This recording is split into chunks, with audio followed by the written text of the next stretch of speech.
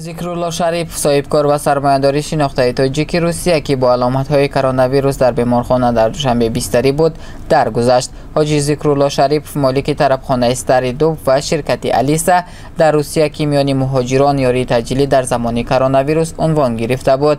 منبع افزود ذکرالله شریف چند قبل برای عیادت مادرش به وطن آمد و بیمار شد. مادر مرحوم سنه 23 ایول بندگی کرد، اما به دلیل بد بودن وضعیت شریف در این باره به او خبر ندادند.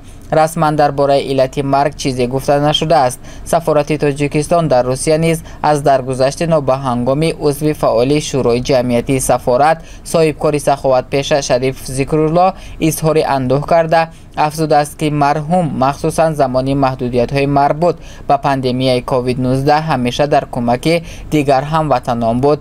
گلچهره خالمیرزایeva از نزدیکان ذکرالله شریف اظهار داشته است که حاجی ذکرالله برای همه برادر بود و امید داشت چون پدرش که به صد در آمده بود عمری دراز بیند. روزی رفتنش خوشحال بود که نزد مادر میروم، کمی بیمار شده است. گفت پدر تا سن 100 رسید و بعد رفت. از مادرم خواطرم. مادر مهربانت فرزندی عزیزش را با خود برد. دیدار به قیامت دادر عزیزم، نوشته است خالمیرزایeva.